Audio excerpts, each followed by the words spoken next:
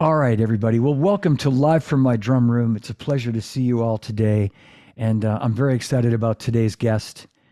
Really a treat. So please welcome my guest today, author of Charlie's Good Tonight, the biography on Charlie Watts. Please welcome Paul Sexton. Hello, John. Hi, Paul. Nice to see you, man. Good to see you, man. Thank you for being here today. Pleasure to Great have you. pleasure. Great pleasure. Especially as we had such a lovely conversation for the book, to which Uh, anyone who doesn't know, John was a great contributor. Thank you very much. And you, you, uh, you kind of beat me to it. I was going to thank you again for including me. I know you know this about me, Paul. We talked a lot about this, how much of a fan I am of Charlie's, and I can call myself his friend, and it was such a huge honor to talk to you and to be in this great book. So I thank you so much for that. Well, it's a great pleasure. It's just one of so many lovely conversations that I had in obviously very sad circumstances, but it was amazing to see the warmth and the depth of people's feelings towards this guy that we all Yeah. loved. I remember the day we spoke, and you said something like, it was so sweet. You said, not surprising. There's been no one said anything bad about Charlie. There's it's going to be, and I think you said it's going to be something like, the most drama-free Yes. book because it's just all good. And of Yeah. course, what else would it be? Well, that's right. Yeah. I mean, that was one of the early conversations I had with the publishers. I said, there won't be any scandal at all in this, don't you? um, and even the little, that unfortunate, the sort of period where Charlie did go a little bit off the rails, as we know, in the 80s. But that was all known about before, and he was very open about it, of course. And so there was Yeah. nothing new or surprising there. But no, it turned out to be just I think a nice opportunity for people to pay their respects to him. I hope not in a bland way, but there's just so many warm stories, yours and so many others, and from his bandmates as well, of course, which is just lovely. Yeah. I wanted to mention that too, that, for anyone who hasn't read this book yet, I don't know what you're waiting for. It's a fabulous book. And I can say that completely unbiased. I mean, if I hadn't met you, Paul, I'd have rushed out and bought this book regardless, Well, that's great to hear. because it's so great. And it's so, I think I can use the term bittersweet because it's uplifting, and there's so many places in the book where I'm like laughing out loud at things that people say or that Charlie said, and at the same time, the reality that he's not with us. But Yeah, that's right. I mean, um, that is the only sad thing, is that what happens. That's the thing with it. With it, yeah, we know the ending. But a friend of mine was sweet enough to say that he enjoyed it like a novel. As if as in a book that he didn't want to end. As he yeah. sensed it getting towards the inevitable conclusion.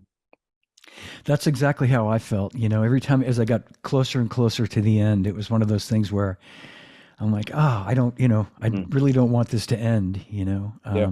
and I love, I think what's great about this book is the history that you had with Charlie, Hmm. personally, that you had all this access into the band. Yeah. And again, I'll say to anyone who hasn't read this book, it's as great for Rolling Stones fans as it is for Charlie fans, because there's so much of the rest of the band in here Yeah. that they generously gave you their time and contributed to it.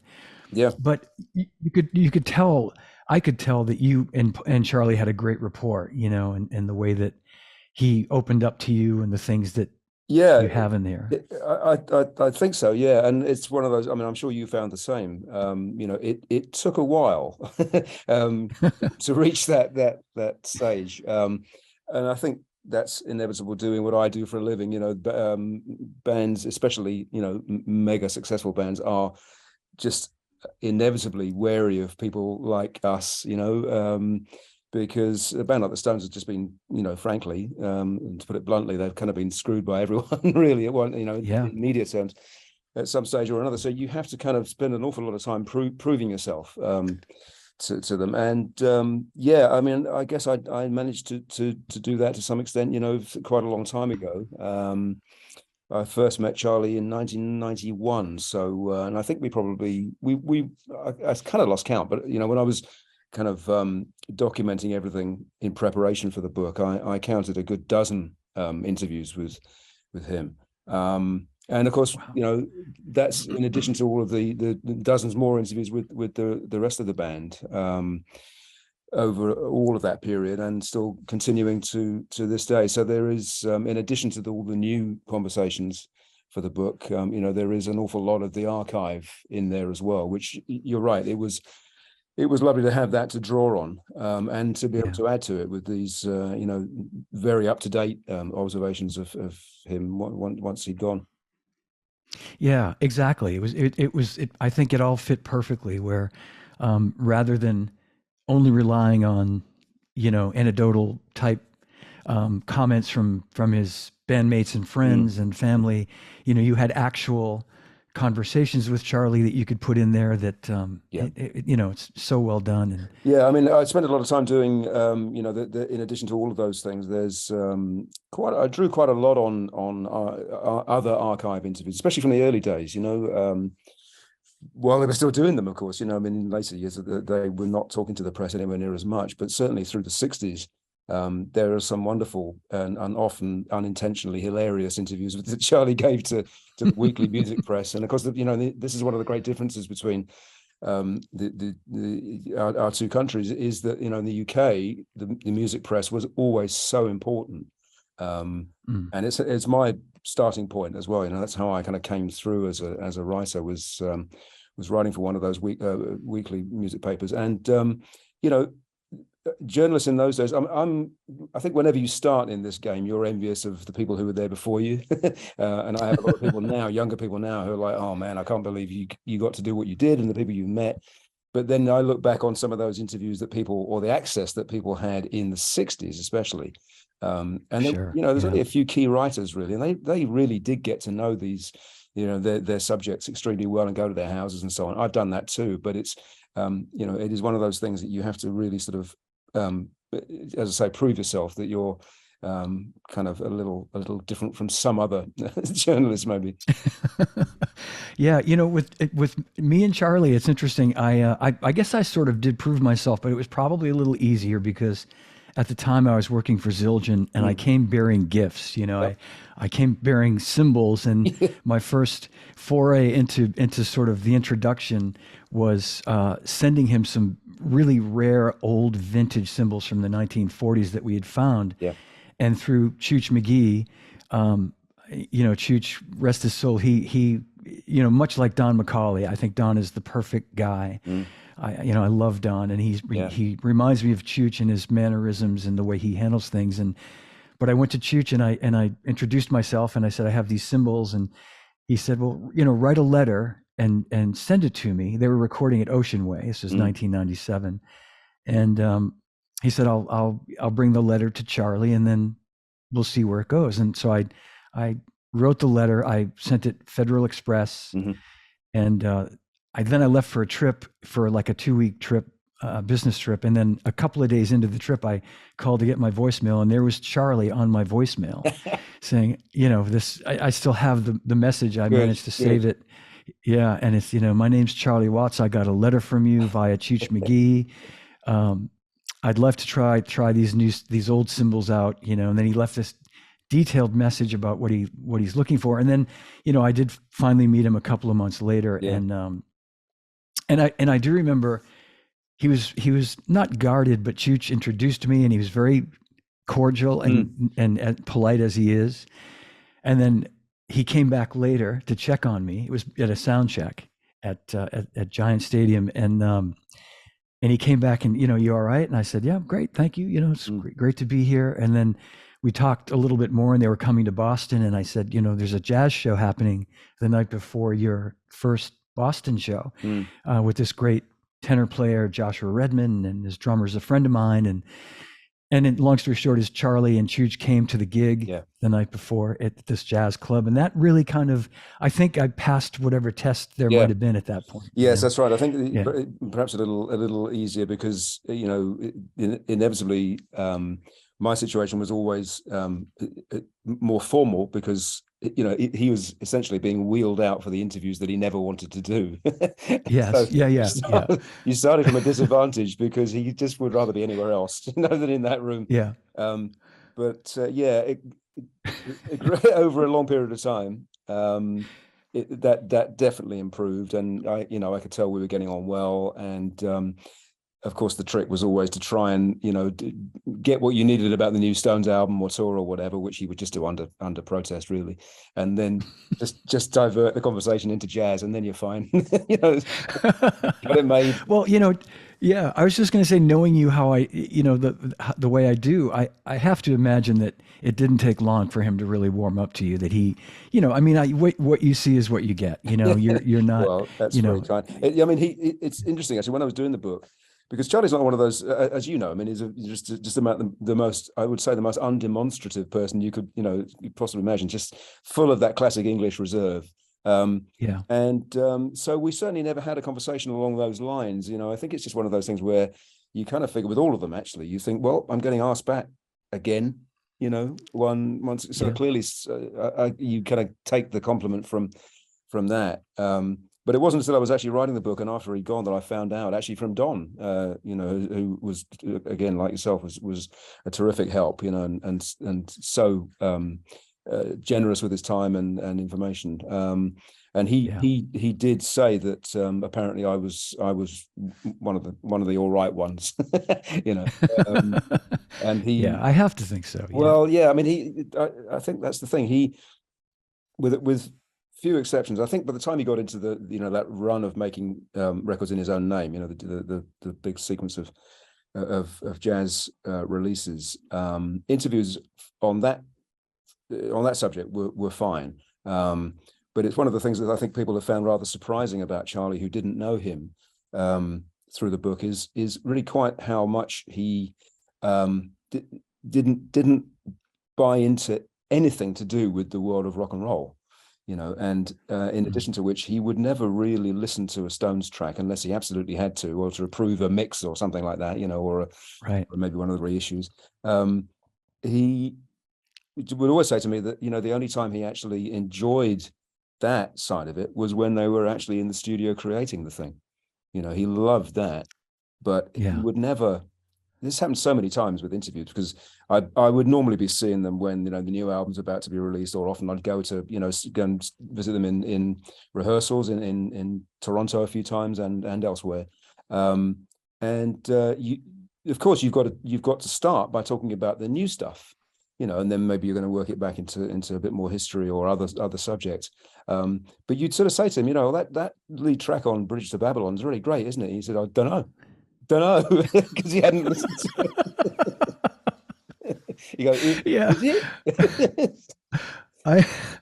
I know. And, and I'll tell you too, from a personal standpoint, I think he realized that when I would come, the conversations that we had when we interacted, it was not for really any business corporate. It was really a personal. I think he realized truly how much of a fan I was, and I really tried to keep that in check, Paul. I tried to not geek out too much, but I would ask him questions about, especially after I left Zildjian, like in the last 10 years, we really got into some deep conversations at a gig, and I'd ask about, do you remember the snare drum you used on this track? And you can picture that look on his face. He'd go, yes. Oh God, John, I don't know. I said, do you think maybe it was the Gretsch, metal snare? Mm-hmm.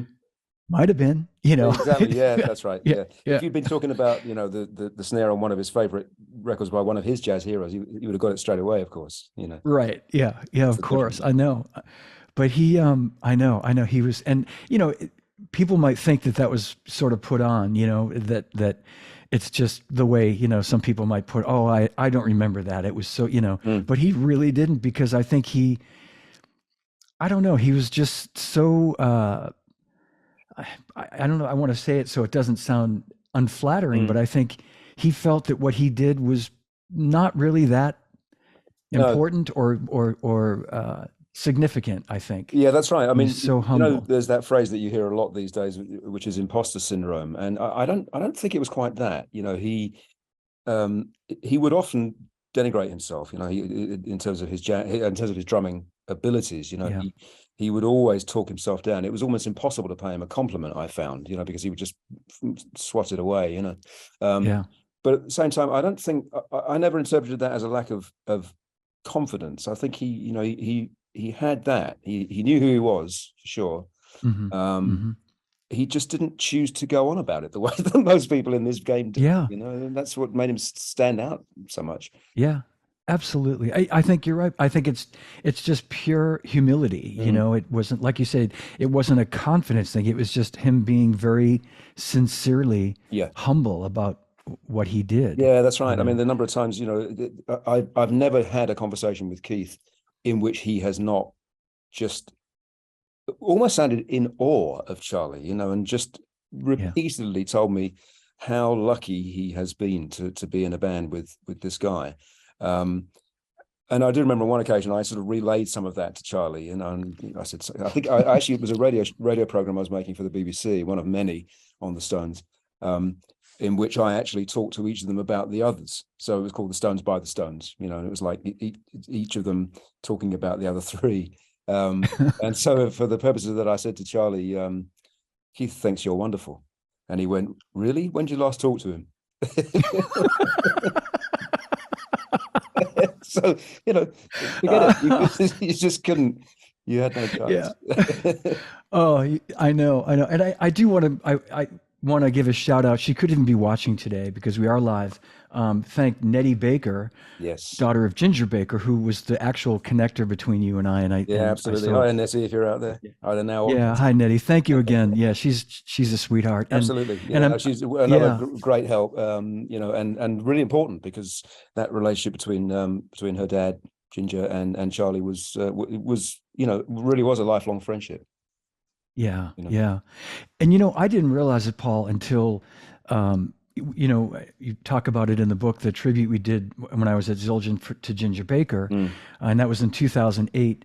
And I think it was only leading up a year or two before that when we started planning it that I realized how I knew they knew each other, Mm. Charlie and Ginger, and I knew they were friendly, but I didn't realize how deep their friendship Yeah. was and how far back it went. That's right. I mean, I think And they it, met in yeah, 1959, I believe. And yeah, may well have been at the Troubadour, the club in Earl's Court. So it's really, not long after Charlie has started getting on the circuit, kind of thing, and playing as he did. There's that wonderful photograph. We had a lot of exclusive photos in the book, but one of them that had been seen before is that terrific photo of him and his other lifelong friend Dave Green, the yes, lovely man and a great double bass player. They're playing in a pub in Ealing in North London, and I think Charlie's 18 at that point, so it's right around that time. yeah, Late 50s, and he's looking not only, I'm sure, playing the part, but absolutely looking the part as well, looking yes. incredibly dapper. You know. Yeah, exactly, exactly. I've met Dave a couple of times, and Mm. you mentioned in the book, Dave mentions is talking about Steve Gadd coming to see Charlie, Yeah. and I was actually so that if I believe it's the same event. Mm. We were doing this tour of Europe with Steve Gadd. Zildjian was doing this thing called Mission from Gadd, and Mhm. we were going to all these European cities, and we were in Right. Paris for a few days. And I planned it that way so that I knew that Charlie was there with the Boogie Woogie band in Mm. Paris, and Mm. and so we went to the gig, and my wife was with me, Steve's tech Yard Gavrilovich, and two of my colleagues from Zildjian were there, and I just remember Charlie being a little bit nervous because Steve was there. He knew Steve was coming, and we went and saw him before the show, and Mm. and he'd always give me the sort of not stink eye, but like, and he'd say, why do you bring all these drummers to see me? Like, why do I brought Peter Erskine, this, renowned jazz drummer, to Yeah. Ronnie Scott's in Yeah. 2004 when Peter was in London while I was there. And he, it was like, what'd you have to bring him for? I'm glad you're here, but why is he here? I But, know. Yeah. I um, mean, yeah, he was. I always felt that there was a lot of a lot of hero worship by him, to his own jazz Yeah. favorites. And I remember him telling me about meeting Chico Hamilton, and he could not believe it. This is somebody he'd been listening to since he was a kid, really, Yeah. and Yeah. admiring from afar. And then they not only did they meet, but they actually recorded together, and amazing experience for Charlie. That's He so never great. lost that humble quality, which is so endearing and so rare, to have that, as you said before, that level of humility. It's quite Yeah.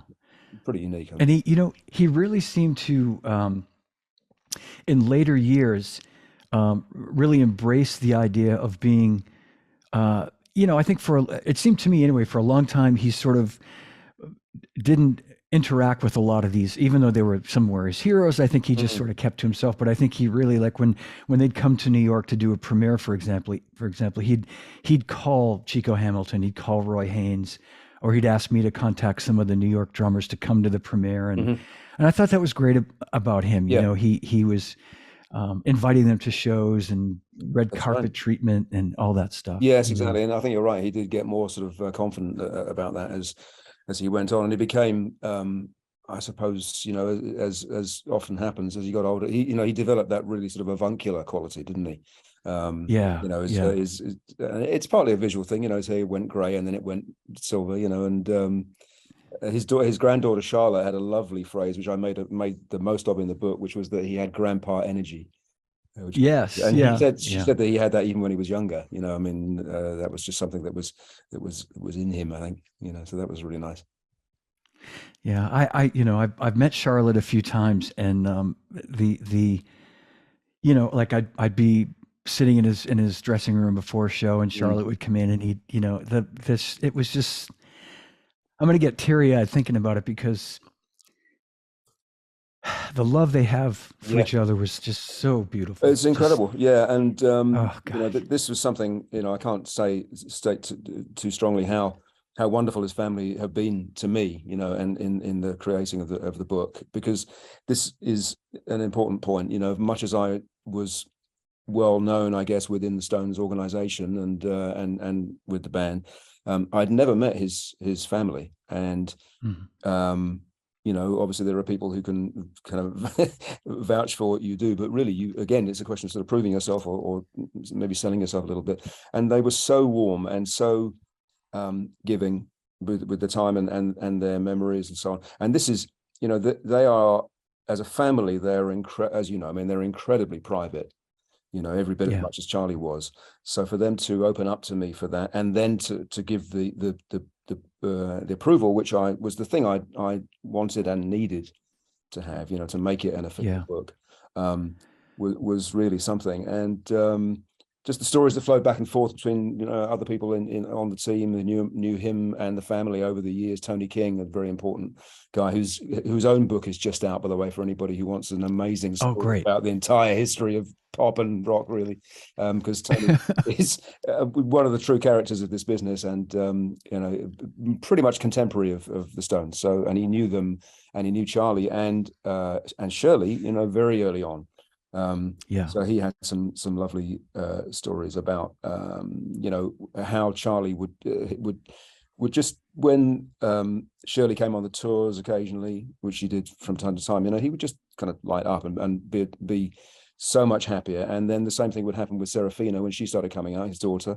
And then the same thing again with Charlotte, which is one of those things that just emphasizes yet again the incredible sort of generational quality, multi-generational nature of this yeah. band. You've got literally generations of people sort of following each other into these roles. And Don had a lovely story about, I think one of the last times that Shirley did come out, to see Charlie, or to see the band and to see Charlie play. And he just said he was just so happy, and he said he couldn't take his eyes off her, which is just the sweetest thing ever, Oh, isn't it? it sure is. Yeah, It's just, yeah, amazing. so beautiful. And there's, like, as you say, there's so many great stories and quotes in there from Tony. Mm-hmm. And I wondered, there's one where he I wondered if he's talking about him and Charlie. They're at a show, and a friend comes to see Charlie, and I think you quoted it as saying, or maybe Tony said something like, Charlie obviously liked this person. He was a friend or something. Right. And then when the person left, he said, lovely guy, shame about his shoes. And I thought, I wonder if he was talking about me. Oh, I'm sure he Because wasn't. I'm sure he wasn't. I don't know. Yeah. I would think it's the funniest thing because I always, when I got to know Charlie, I was always self-conscious about like wearing the right jacket, the Yes, that's right right. shirt, Yeah. the Yeah. right, and I never really probably had the right shoes, even when I spent some money on some what I thought decent shoes. I Yes. mean, Well, we're yeah. talking about Not all Charlie. of us had quite the sort of spare cash to spend the amount that he would. As you know, I spoke to his tailor and his shoemaker for the book, so that was important. When you mentioned Tony, I thought you were going to say the other one of my favorite stories in the book, and again, it was from Tony King, was because he knew them so well and saw the whole evolution of this band right the way, from the early days onwards, and just saw the craziness and how everything just completely exploded, and he sort of, we were talking about Charlie's modesty, and he agreed with that, but he said there were times where he could get a little, a little full of himself, perhaps. And he told the story about him coming home. This was probably around the late 60s, I think. Shirley, Charlie's wife, told Yeah, Tony, I think probably in a letter, in the way that people used to write letters in those days. yeah. She said, Charlie came home the other day all full of himself about me being a member of the Rolling Stones. So I made him clean the oven. Just made my favorite story, I think. I can picture it I too. I know. know. Oh my God, Yeah, that's yeah, that's too. right. Yeah, I know, Yeah. So because he was, as we know, he was a very domesticated guy. Um, yeah.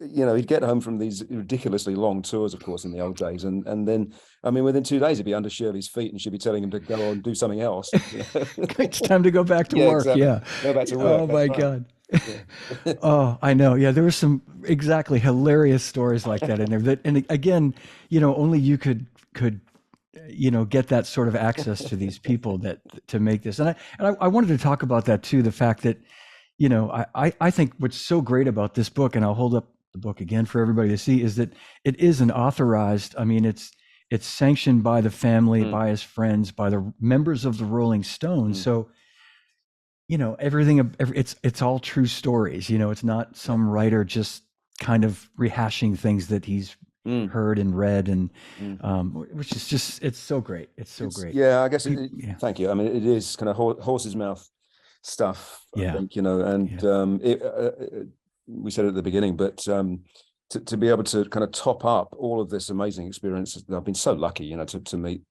these guys and so many artists on that level. Um, to be able to sort of refresh that with new material, and I mean, it's just sad the circumstances of it, of course, but I think they seized the opportunity, to sort of just to explain to people how much they love this guy, and Mick yeah, in particular. I think some people have been surprised to find that, I mean, Mick can sometimes come across as a little not lacking in emotion, but just he reins himself in quite strictly, I always think, and the contribution that he made to this book was so generous, and yeah, far more. There's always going to be an element with any interview situation of just doing whatever is required, and then that may be it. But he really went the extra distance on this, because I know I could sense that he knew it was important, and that it would be seen, as his own reaction to his friend, and how much he misses him. yeah. Well said. I was going to comment on that as well. That I don't know that I've ever read anything with so much of Mick, being a part of it. Something that's about somebody else, Mm-hmm. and Yes, and so generous, and Keith as well, and that's right. Yeah, yeah. I mean, Mick yeah, is one of those people, and I've noticed this a lot over my many decades of interviewing famous people, is that if you have, and these opportunities are relatively rare, because we're all doing our work, and we're talking about whatever the new project is.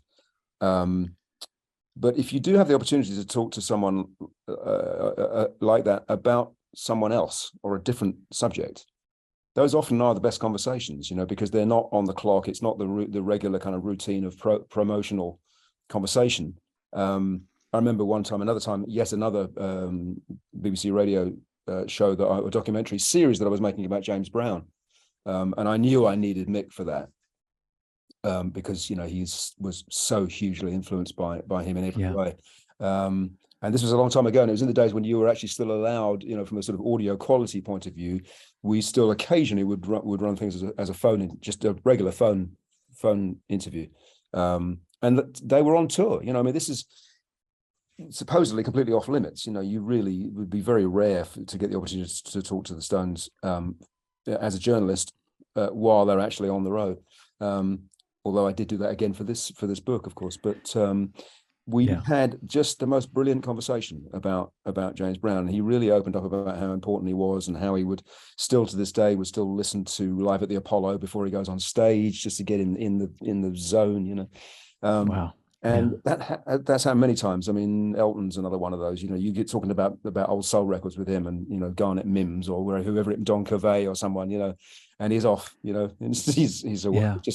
And then you remember that these guys are just like anybody else, really, guys and girls. They're just like anybody else, and they started out as massive music fans, and it's still there. They're still. If you catch them on the right moment and you have the opportunity.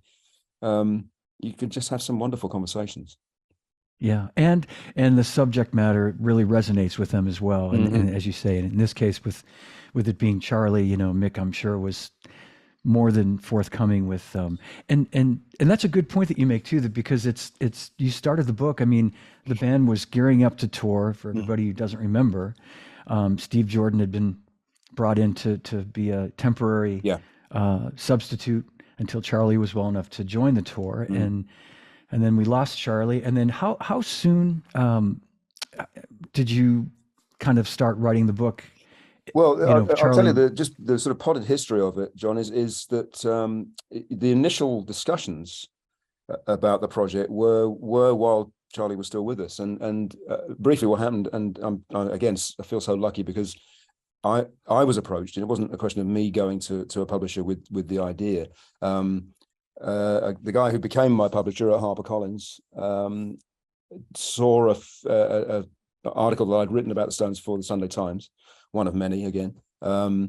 And I think it was probably around the time of the Goat's Head Soup reissue. They've done those many deluxe sort of repackages of some of the classic albums. Yes. So I interviewed the whole band for that. Not Charlie on that occasion. He managed to get a day pass, away for that one. But certainly the others, and I don't know if you remember that Jimmy Page was on one of those tracks that they completed, the track Scar. Yes. So I interviewed him for it and wrote a feature which ran on the cover of the Sunday Times Culture section. And Joel, the publisher, saw it and made contact with me and said, we would very much like to do a project with Charlie. And I said, well, so would I, but only if it's approved. Having worked closely with them for this amount of time, I wasn't going to do anything that didn't have some kind of seal of approval. But yeah, the initial idea would have been for he and I to work together on his autobiography. And we did this, we developed that idea for a while. And I don't think this is just with hindsight, because I remember thinking even at the time that this idea it wasn't really sitting right with me, because the fact is he would never have done one. With all of the modesty that we've been talking about, it's just something that would never have appealed to him. And actually, I think would have been quite hard to do because of just how reticent he could be. And I mean, he had just in terms of less so in a regular just conversation between two friends, but certainly in an interview situation, his speech was often quite sort of staccato, and he would hesitate in the middle of a sentence sometimes, and I know that would have made that project quite hard, even if he had wanted to talk about himself, which he just never did. So that idea sat there for a while, and I guess eventually he was, I forget the exact chronology of it, but he was getting poorly, and by then the idea had sort of morphed into the possibility of an approved biography. I see. and that's what I pursued, and the actual, as always happens in the world of the Stones, it's the classic sort of hurry up and wait situation, Hmm. and an awful lot of talking about it, and then suddenly a deadline, and a great Yeah. sort of panic to get it done. But in a way, I mean, I'm no good without a deadline anyway, like a lot of journalists, and it sort of just focused the whole thing nicely in a way, and I kind of got the band at the pretty much the last possible moment that we not the last possible moment, but they were already on the tour, on the 60 tour. Yeah. Um, and I had been thinking, well, this is going to be tough now, but they made it happen. And obviously, all of the other pieces were in place by then. Um, Yeah. and Mick and Keith were incredibly gracious to allow me to use parts of those conversations for the forwards, which made the publisher very happy, of course. And Sure. No, yeah. yeah. Yeah. I mean, it's all, everything aligned, Mm. as I think as perfectly as it possibly could have, really, I right? think I so, mean, yeah. And it's, then there is, I mean, just from a yeah. very selfish point of view, all the time you're working on it, you're thinking, I really hope nobody else is doing this as well or gets to it first. But then I knew that they would not have that level of approval. Right. There'd been one or two other, frankly, not very good books about Charlie over the years, But it is amazing that I don't think anyone had ever actually even attempted the idea of this kind of a book. I suppose because that is a reflection of just how private he was and how access to him would be relatively rare. So again, it's just Yeah. I just feel so privileged to have been in that position. Well, an example of what you're talking about, we talked about the tribute to Ginger Baker Mm. that we did in 2008, Yeah, and that's we right. had You're in the book talked to, talking about that. Yeah.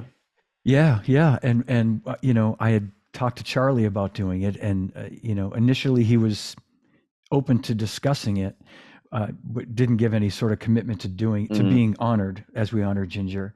And we were talking to Ringo, and the idea was, Charlie, Ringo, Ginger, and Mitch Mitchell even possibly, but Mm. those three.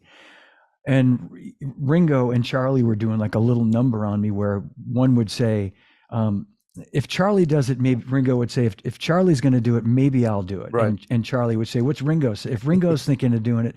And ultimately, I think both of them were, to your point, Mm. not really comfortable, And at first I didn't quite understand it, but then I got it. I mean, I realized these are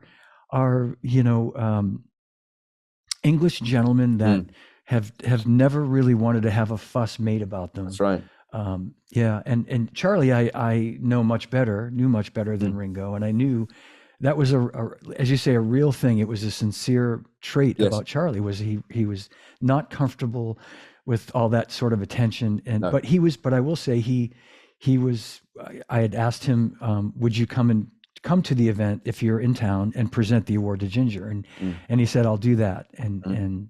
and that was wonderful because it meant so much to Ginger, Of course. and it was a way for him to Yes, that's right. Yeah. And didn't you tell do me that that. he had Yeah, a whole thing ready to say and then he kind of forgot it all and just said a he couple of did. words, Yeah, he didn't came up. he? Yeah, and it was, he came up on stage, and of course the crowd went bananas when Yeah. he walked on stage, Yeah. and he looked incredible in this, black suit with a white shirt, and I was wearing a sort of similar uh, black jacket, black Mm. pants. I think I might have had a darker shirt, and I said something like, when he got there, I said, Charlie, you look fantastic, and he said, can't go wrong with a black suit and a white shirt. I mean, it was like, so, Yeah. he said, it's never, it never fails. Yeah, that's But right. I will say this, and without making I might have told you this story, Paul, when we spoke the first time, but, Ginger was having a bit of a tough time that night. Mm.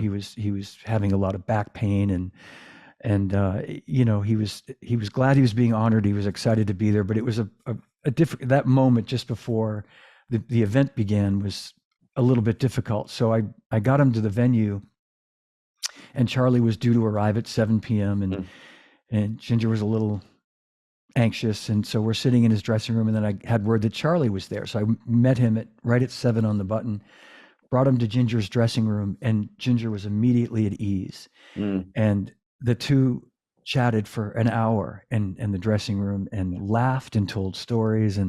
Yeah. And then when Charlie at one point said, I should go say hi to Jack Bruce and some of the other guys Right. that are here, I should go, and I'll be back later or something, and Ginger turned to me and said, "Thanks, John." He said, "Charlie's a great guy."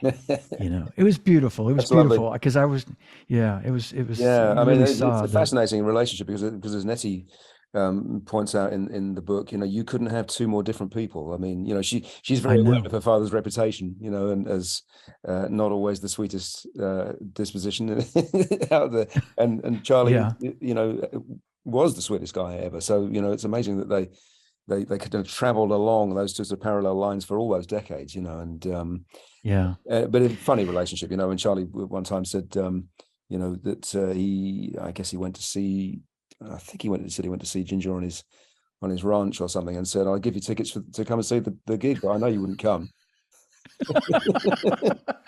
Yes. He's quite right. I know. I know. And Ginger probably said to him, you know, "You're right, Charlie. I won't," you know, Exactly. Yeah, yeah. something. Yeah. Yes, Yeah. that's right. He wouldn't. There I would have been know. no politeness about it, you know, or pretending that he Yeah. might. Oh, you know, maybe I will. It was like, no, you're right. Uh, I'm not coming. you know, I will say I knew Ginger, um, I'd say 30 years, and 1989, Right. you know, right up until he passed Yeah. away in 2019. And he was always sweet to me. And even under circumstances where I know he was, you know, during that event, there were some moments and other times, you know, where we see each other and it was, you know, he might be pissed off at, I saw him at a club one time and he was pissed off at the sound guy, the Right. monitor guy, but, you know, then he'd go, you know, "Thanks, you know, hi, John," Yeah. you know, like but he would find a way. You know, I could never say that Ginger, I ever had any No. bad moments with Well, him. I think, Yeah. you know, He was, that's your compliment. You know, it's in the same way that for me, it's you know, it may be a relatively small thing, but it just proves you're doing something right. And I think he Ginger's one of those people that clearly didn't suffer fools, and you know, yeah. again, did not like the interview situation, I'm sure. And boy, did he get asked some stupid questions, you know. So you can kind of understand if you're a little fiery of temperament, you can sort of understand why he would lose it sometimes. Yeah. I know. Yeah. He was, and I, you know, as I said to you in the book too, I think, you know, Ginger, I think he respected Charlie, and I think he respected the fact that Charlie was so respectful of him. You know, Mhm. Charlie was so genuinely complimentary and respectful of Yeah. Ginger, and he made a point of saying it. And that I think it went a long way for Ginger Yeah, I think to so. feel Yeah, that respect. and Yeah. also, you know, you see this happen as well, don't you? That, you know, you have um, friendships that have lasted that long, um, back to before the person was world famous. You know, so, and this is Mm, the same thing with right. Dave Green. You know, they grew up together famously in the prefab housing in Wembley. You know, from when they were you know, really just after the war. Um, so it's not a question of, which does often happen, doesn't it, of people just surrounding themselves with yes men and women, or sycophants. You know, this is I think it appealed to Charlie, the idea that he had these two, and I'm sure there were others, but those two particular close friends who'd been with him, you know, the whole way, you know, Right. way before anybody knew who he was. You know, that's, and had never changed. You know, Yeah. Yep. and had a similarly, you know, grounded view of the world, um, which is rare, isn't it, in our game? It really is. Yeah. And I exactly. And I took from that, especially with Dave, this, you know, not surprisingly, this tremendous loyalty that Charlie has Mm. for his old friends, you know, his first bandmate, you know, next Yeah, door neighbor, yeah, and all these, you know, he's now in a position financially where he could, you know, basically, you know, rent out Ronnie Scott's for a week yeah. and hire a band to come in and play That's right. and pay the band, you know, handsomely Sure. and just, yeah, just, Yeah, that's it. I mean, and it's you know, this, his generosity became such a recurring feature of all of the new interviews for the book, and some of the old ones as well. You know, the previous conversations. That I made a chapter of it. You know, as you saw, I have a few little spin-off chapters which come away from the main sort of chronological narrative, um, to sort of just throw a bit of light on other aspects of Charlie's life and character, and his generosity is one of those, because it's just so many stories about, the amazing gifts and thoughtful presents that he would give to people. So that was one. His collections, of course, was a chapter all of its own. His marriage, to Shirley, it lasted 57 years. That was a chapter on its own. So and I called each of those little chapters was called Backbeat. That was a sort of uniting phrase for them, because it was to take you just away for a little bit, and then you come back to the main story. Because again, one of the things I said early on with this project was, I mean, you could probably imagine it, once people began to notice how many interviews I was doing with the Stones. Long time ago, would have been the first time somebody said, why don't you do a book? And I always said, well, no, the world doesn't need yet another book on the Rolling Stones. There are probably thousands of them, actually.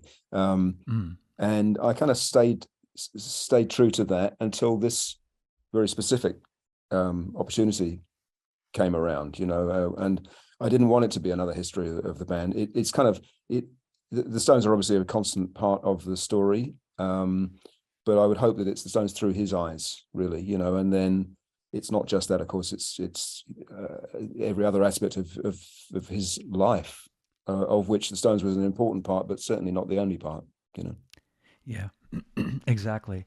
And I'd be remiss to not mention, it's so great that Bill Wyman was such a big contributor Yeah, as well. And not enough, I feel like there's just not enough said about Bill. sure. And there's a great quote in there, I guess that if I remember this correctly, that Bill relates to you, that Charlie said to him. Charlie rang him from South America one time Yeah, after a gig in the middle of the night or something, and yeah. Bill says, "Where are you?" "I'm in, He goes, Bolivia." Yes. Buenos Aires, or some Buenos Aires, yeah. mangled And he said, pronunciation. and he said something like, "I was listening to some of the old records or something, and you were a good bass player or something." Right. It's like it never occurred to him before or something. That's ridiculous. Oh, But actually, that does I, prove to you how rarely he played the records. Uh, right. I know. I I remember going know. out It's to just, interview them one time in this is the thing that, especially having been doing this for so long, some of the locations kind of blur together a little bit. But it would have been the beginning of, I think it might have been in it wasn't one of the American trips. It might have been in Holland, I think, actually, on a European tour. Um, uh, and there was a new set of reissues. I think this was still in very much the CD era. mm, Um, and I just took copies of them out, because I'd been given them, and I thought, these are old Abco 60s reissues, and he just immediately started talking about bloody Alan Klein, and it's like bloody Alan Klein. It's, but of course, if you're giving him we're a record, still, and I did this once as well, if you give him a record by somebody else, one of his heroes, then now you're talking, that's just a whole different story. yeah. Oh, that's, yeah, exactly. I don't know if when we spoke that first time, if I told you that story when we were talking, you were talking about his shoemaker and his shirt Mm, maker. He took me to both of them. right. Yeah, I think I told you that story when Yes, we you had did, but tea at yeah, the but Woolsey. Yeah. worth retelling for sure.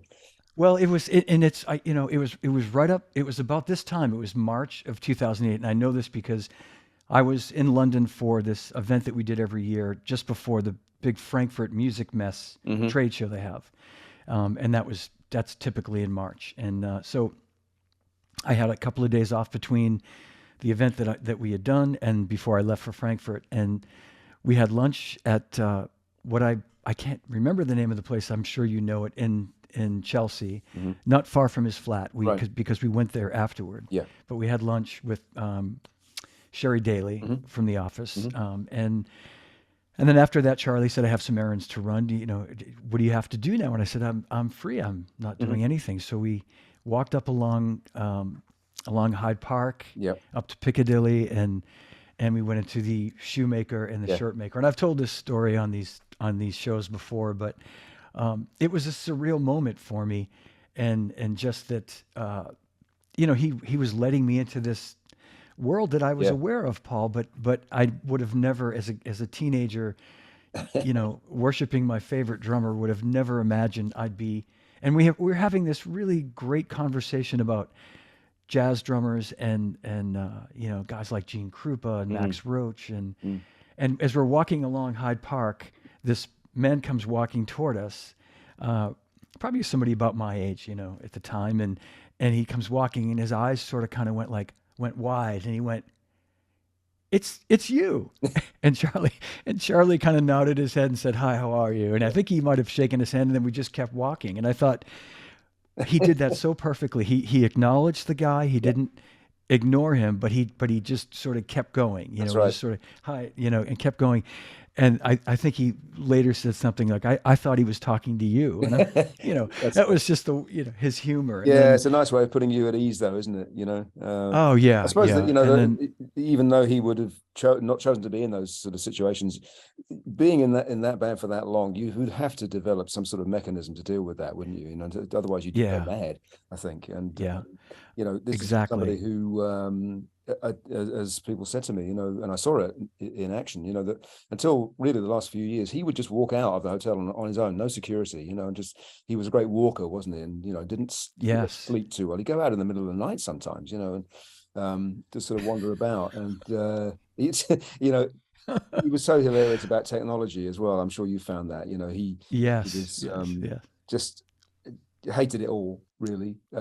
He did. There was one tour where he had a mobile phone. I want to say it was 2006 Right. because I did have the number, Hmm. and I would call him and he would answer it oftentimes, Right. and then he told me later that he would never do that again. Like Yeah. people people kept calling him. I know. Yeah. When they came out, when mobiles were fairly new, I remember he said to me, he said, I don't know what Mick would do without a mobile. I cannot stand them.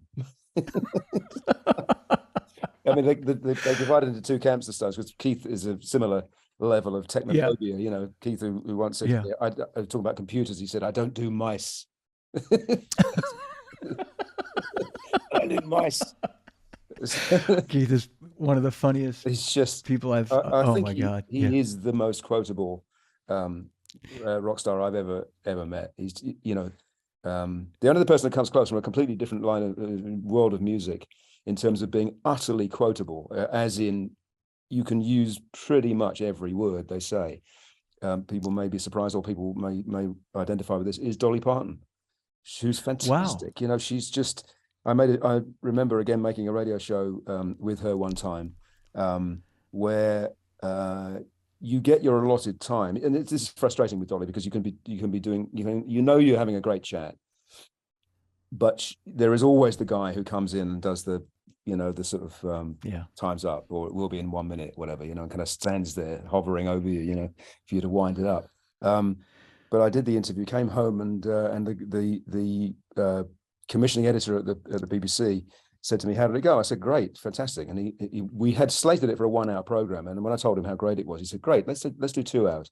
And you're thinking that's going to be really hard because I just haven't got enough stuff. But the beauty is, half an hour with Dolly or Keith is like an hour with anybody else because there is no wastage. There's nothing. There's no fat there whatsoever. I literally kind of used every word, I think. So Yeah, yeah. yeah. I had a couple of great quotes from Keith just in the few times that I met him, and Mm, I remember at a rehearsal. This would have been 20 years ago, and mm, Charlie introduced me. I'd met him once before, and he reintroduced me. He said, "Remember John from mhm.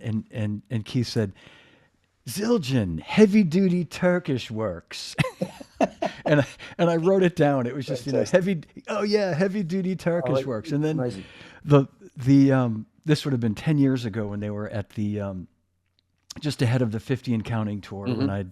I'd just left my post at Zildjian. I went down to the show, and I was with Charlie and Max Weinberg, and Keith came over, and they were chatting, and again Charlie introduced me, and I said, Mm, this was December of 2012, and I said, happy early birthday. I said, we actually share the same birthday, December right. 18th.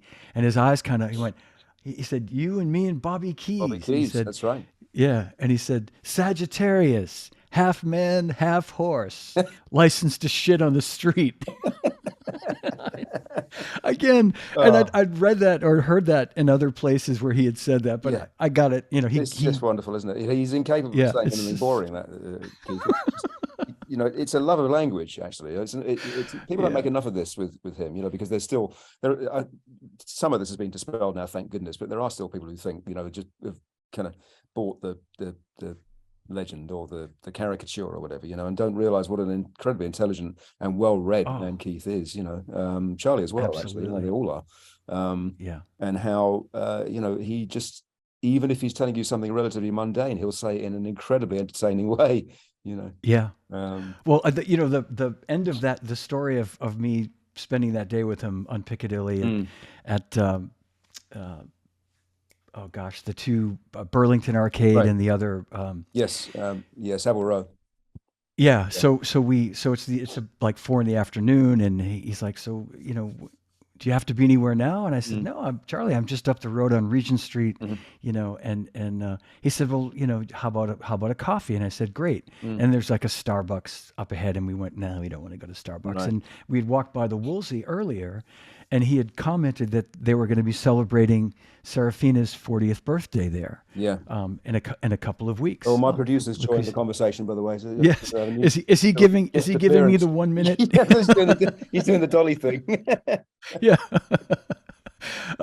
So we walk inside the Woolsey, and it's like a Friday afternoon, and I'm thinking it's 4 o'clock. It's going to be empty, you know, and the Yeah. place is just packed, mobbed. Right. And so we walk up to the hostess, and Charlie says, you know, 2 for tea.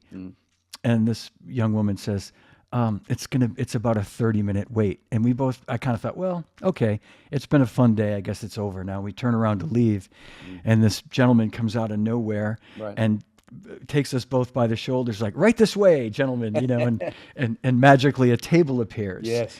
And Charlie turns to me and said, they must know who you are. Lovely. And It's yeah, lovely, it was isn't it? just, you know, Yeah. oh my God. Yeah. Yeah. Yeah. Just a kind of old-fashioned. It's good manners, really, isn't it? Because it's sort of putting your guests at their ease. You know. Yeah. Lovely. He was so good at that. I just have to tell you one more funny thing that I know you'll appreciate knowing Charlie's humor. It was sometime after that I was back in London, and my wife and I, it was on a Saturday, and we were down at Portobello Road, which is, you know, we like to go there sometimes and do a little shopping. And for people who don't know, it's a big outdoor shopping place. Market. Yeah. Market, yeah, pretty raucous. So and Charlie had said, you know, when you come to London, he'd always say, you know, ring me when you get here, and if I'm around, we can have lunch. So I called him and I said, Charlie, I got into town, you know, last night. I'm here for a couple of days. If you know, maybe we can grab lunch. And he could hear all the noise, and he said, where are you? And I said, oh, I'm at Portobello Road. He said, oh God, I hope you get out alive. Yeah. I still laugh to this day at that. Yeah, probably not his sort of thing. Although actually the stuff, you know, in terms of collectibles, that would have been very much up his street, but Yeah. would have wanted something Yeah. a bit more private, wouldn't he? Yeah, I could picture him, you know, thinking of this crowded place with Yeah. people, you know, buying these trinkets, and him going, "Oh God," you know. That's But right. Yeah, yeah. I mean, I yeah, suppose in yeah, later years he had people to look out for things for him. You know, lots of good stories about that. yeah, yeah, You know, and finding very specific things for particular people. You know, for birthdays and Christmas and so on. Bill had some lovely stories about that. You know, about the amazingly expensive presents that Charlie used to buy him in the years after Bill had left the Stones. You know, and Charlie would always say that he felt sorry for Bill, that he never really made the big money that they all went on to make, you know, in the yeah, real sort of stadium years. But you know, Bill knew when it was time to leave. He just he wanted to do other things, you know, and then here would come Charlie with these incredible sort of Christmas presents or whatever, you know, sort of prehistoric finds that he would. I know. Extraordinary stuff. That was beautiful. When I read that, you know, and it was so great for me being a lifelong Stones fan, lifelong Charlie fan, to discover things in this book that I think I'll bet a lot of people don't know. And No, I that's mean, one of people have them, been very talking kind about yeah, that, and that has been a recurring comment. You know, that people who thought they knew a lot about the Stones, that it's surprising how a lot of these things have never really been reported about Charlie. They're just little quirks of his character, aren't they? You know, they're yeah, not controversial in any way, but they are often very endearing, I think, and I hope, give you a you know, more of a rounded picture of him as a human being, rather than just a sort of drumming figurehead, which obviously he was as well. Yeah, yeah. And I'll just say that, on a personal note, I never even thought as a kid I'd ever have the chance to meet him. I dreamed of meeting him as a kid, and they say, the old expression, never meet your heroes, but I mean, it's Charlie was the just the kindest, nicest, greatest person. Absolutely. Put him right Couldn't, up there with. yeah, couldn't agree more. And I think, it's again, that there is a compliment in there for anyone who got close to him, because these kind of guys, they're so used to hero worship, and they're so used to people just completely losing it when they are in front of them. If you A lot of it is to do with just keep calm and carry on, and just Yes, yes. be sensible and treat them as normal, normal people, normal in inverted commas. And that's what appeals to someone like Charlie, I think. That's what he Yeah. what he was really looking for, in his friend. Yeah. Yeah. I exactly. And I'm glad I've said this before too. I'm glad I met him when I was older and a little more Yeah. established in my professional life than if I'd met him when I was younger. He would have been that guy. Yeah, I would have been that guy. That would have been it Yeah. for me. But yeah. But I also, Paul, I want to just, I just want to say that I think this book is great for really understanding, and we've talked about this too, but really kind of understanding so much about Charlie that I think for a lot of people they don't, they'll never know about him. Mm. His jazz roots I think have been talked about, but I mean Sure. you get really deep into that as well too, which is great. Yes, I mean, Um, again, this was the invaluable thing of being able to talk to his family, who is so beautifully down to earth. And yeah. they, Serafina and Charlotte, they're both aware that Charlie was he was an unusual man in many ways.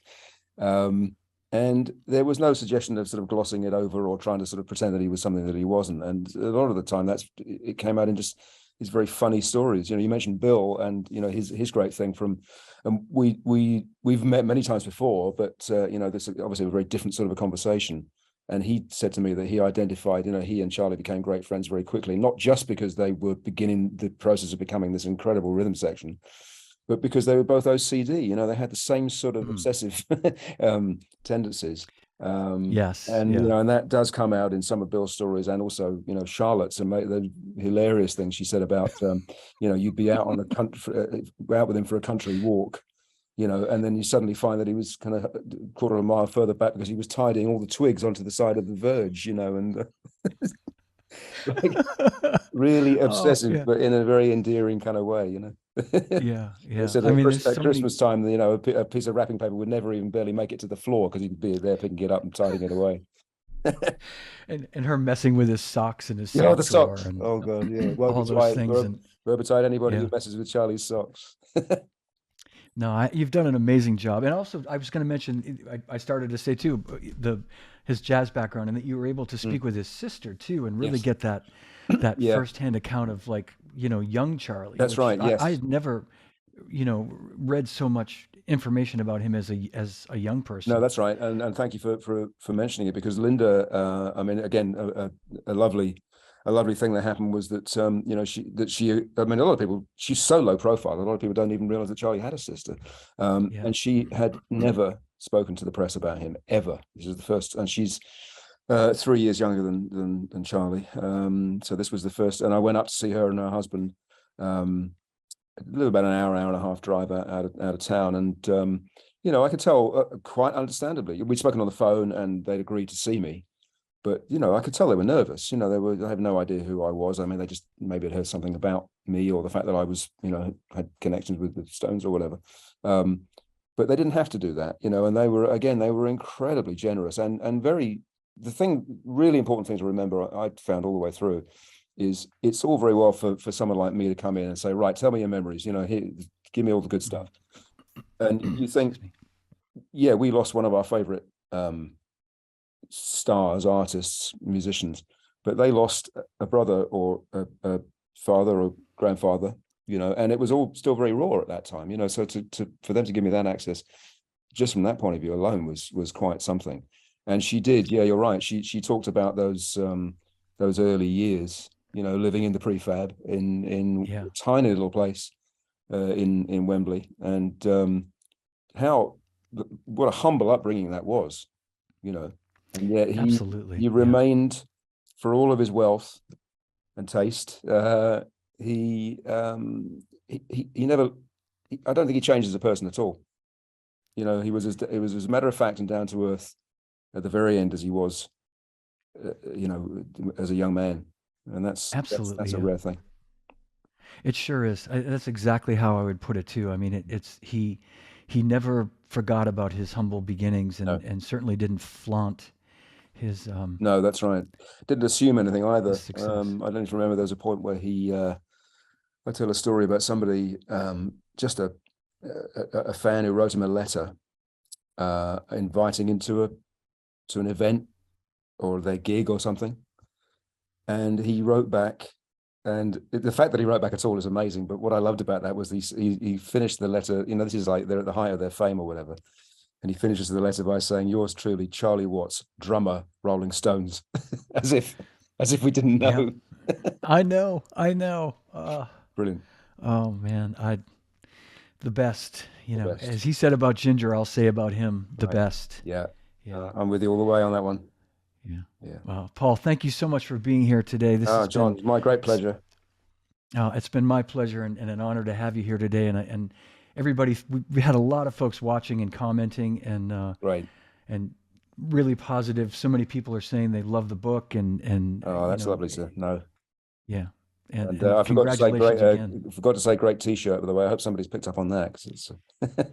Yeah, before I brought you on, a few folks noticed this, and Yeah, I wear this on gigs to yeah, bring me luck. It's yeah. I'll tell one last funny thing. I might have told you this as well. When I'd taken an absence from playing drums for a while, and I got into this band, and I remember calling Charlie to ask him because my band was playing Painted Black, and I called to say, Charlie, I have a question about Painted Black, and I said, I was that guy for a second. I said, Yeah. are you playing quarter notes or eighth notes in the tom tom? I said, I'm just having a hard time getting the feel, and he laughed. He said, oh, John, it's so simple. You can play. Anyone can play that. He said, just don't play it too fast. And I just thought that was, this, typical Charlie. Typical It's Charlie. Playing it, yeah, yeah, playing it down yeah. always. Anyone can do it. It's nothing. Yeah, There's I'm nothing not to doing it. anything special. Yeah. Amazing. Oh.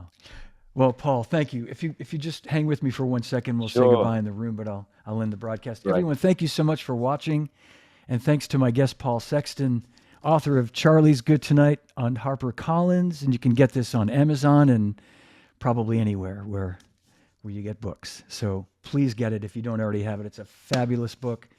You'll love it. I promise you.